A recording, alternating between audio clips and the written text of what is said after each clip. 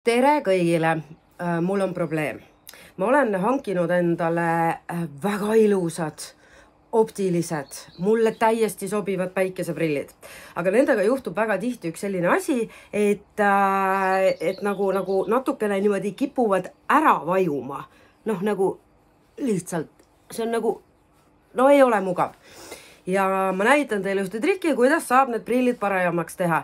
Aga ma pean kohe ütlema ära, et üks mu õdedest on optometrist, ta saab praegu selle asja peale tervisekahjustuse, aga ma ei muret seda pärast, sellepärast, et ta tütar on arst, ema on meedik, küll ta saab hakkama, sest vaja läheb seda. Kuumahupüstoliga on nüüd selline asi, et minul on selles mõttes väga hea, ma saan siit valida erinevat kuumust.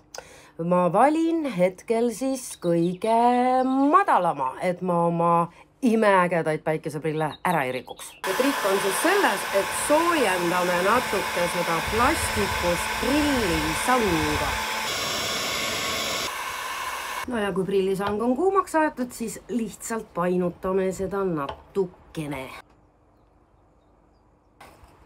Proovime. Palju parem. Ei kuku kuhugi.